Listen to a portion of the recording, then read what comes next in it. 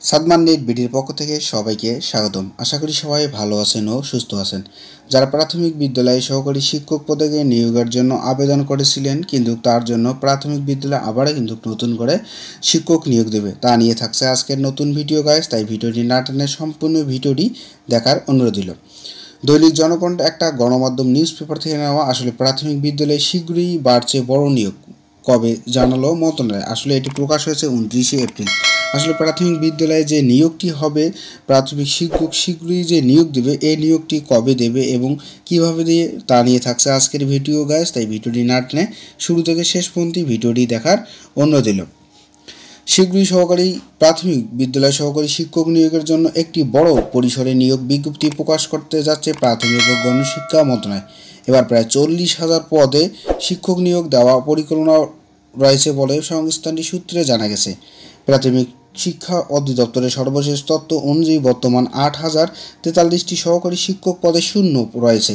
এদিকে চলতি বছরে প্রায় 30,000 সহকারী শিক্ষককে পদোন্নতি দিয়ে প্রধান শিক্ষক পদে নিয়োগ দেওয়া হবে। ফলে সহকারী শিক্ষকদের পদ শূন্য সংখ্যা দ্রুত বাড়ছে। আসলে সেখান থেকে কত পদ উন্নতি করার জন্য সে শিক্ষক নিয়োগ দেবে তারা 30,000, পরে যে 40,000 শিক্ষক কিন্তু তারা আবার নতুন করে নিয়োগ দেবে, সেটি কিন্তু তারা জানিয়েছে এক গণমাধ্যমে গাইজ। যারা আমাদের চ্যানেলে নতুন, অবশ্যই চ্যানেলটি সাবস্ক্রাইব করে দেবেন নিত্য নতুন এরকম ভিডিও পাওয়ার জন্য। আরও কি থাকছে তা জানিয়ে দিচ্ছি। নিয়োগ প্রক্রিয়ার জন্য প্রস্তুত করা খসড়া এবং নীতিমালা বেশ কিছু গুরুত্বপূর্ণ পরিবর্তনের প্রস্তাব করা রয়েছে। এক মন্ত্রণালয়ের কর্মকর্তা বরাতে জানা গেছে, নারী ও পুষ্প কোঠা বাতিলের প্রস্তাব রাখা হয়েছে খসড়ায়।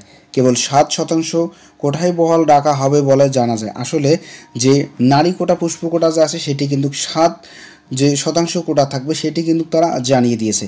বর্তমানে খসড়াটি এবং জনপ্রশাসন মন্ত্রণালয়ের পর্যালোচনার জন্য রয়েছে। চূড়ান্ত অনুমোদন পাওয়ার পরেই নিয়োগ বিজ্ঞপ্তিটি প্রকাশ করা হবে। আসলে তার জন্য তারা যে নিয়োগ বিজ্ঞপ্তি কিন্তু মন্ত্রণালয়ে আছে, সেটি জনপ্রশাসনের কাছ থেকে এলে প্রস্তাবটি অনুমোদন হলে এবং যে জনপ্রশাসন মন্ত্রণালয় থেকে পর্যালোচনার পর চূড়ান্তভাবে অনুমোদন হলে সেই প্রস্তাবটি কিন্তু তারা জানিয়ে দেবে। আসলে যে পুষ্পকোটা, যে নারীদের পুষ্পকোটা বাতিলের জন্য 7% কোটায় কিন্তু বহাল থাকবে, সেটি কিন্তু তারা জানিয়ে দিয়েছে। যদি ভিডিওটি ভালো লাগে অবশ্যই লাইক, কমেন্ট, শেয়ার করবেন। সবাইকে ধন্যবাদ। ভালো থাকবেন, সুস্থ থাকবেন।